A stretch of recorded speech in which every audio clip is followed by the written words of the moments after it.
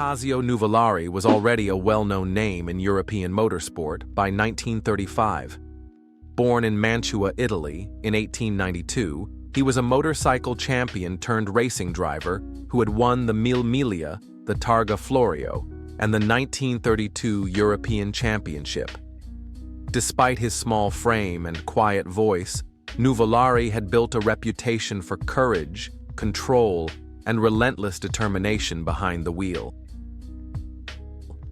The 1935 German Grand Prix at the Nurburgring was not an ordinary race. It was held in a tense political atmosphere.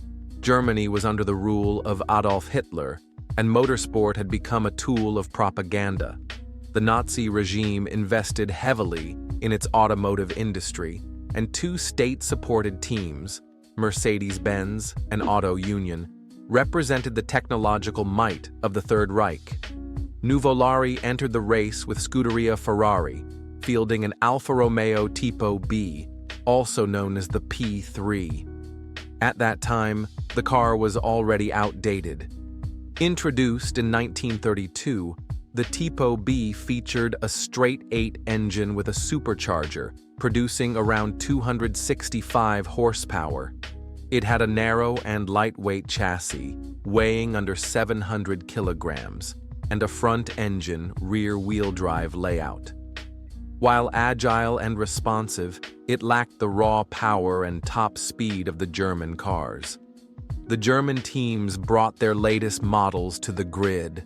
Mercedes-Benz fielded the W25, a 750-kilogram Grand Prix car powered by a supercharged 3.4-liter straight-eight engine, producing over 375 horsepower, more than 100 horsepower over the Alfa. It also featured advanced suspension and a robust chassis engineered for both speed and endurance. Auto Union, meanwhile, ran the Type B, designed by Ferdinand Porsche.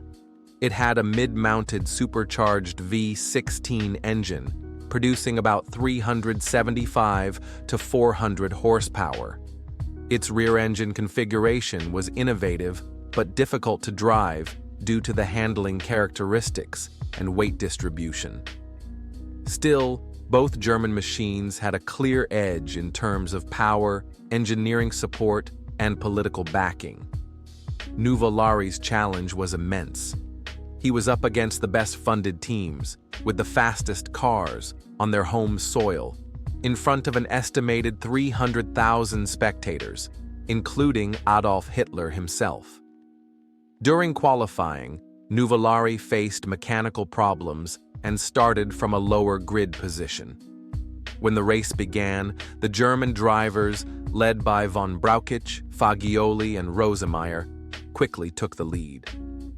But Nuvolari's driving was exceptional. Lap by lap, he advanced through the field, making up ground with masterful cornering and late braking.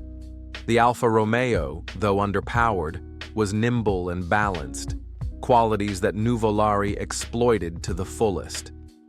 Halfway through the race, he was already among the top contenders, but during a crucial pit stop, his team encountered a problem with the fuel delivery system, costing him over 2 minutes. The race seemed lost. Despite this, Nuvolari pushed harder. He was relentless, cutting through the field once again with mechanical precision and unmatched racecraft. As the race neared its end, Manfred von Brauchitsch, driving a Mercedes W25, was in the lead. But his tires were heavily worn. Nuvolari closed the gap rapidly. On the final lap, von Brauchitsch suffered a tire blowout. Nuvolari passed him and took the lead just meters before the finish line. He won the race by a margin of over 2 minutes. The German crowd was stunned. No one had brought a recording of the Italian national anthem, assuming a German victory. Nuvolari himself handed over a copy of the anthem to the organizers, and it was played over the loudspeakers as he stood alone on the podium.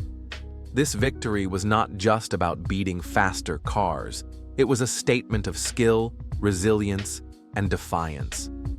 Tazio Nuvolari, in an aging Alfa Romeo, defeated the might of Nazi-funded engineering on their own track, under their own flag, in front of their leader.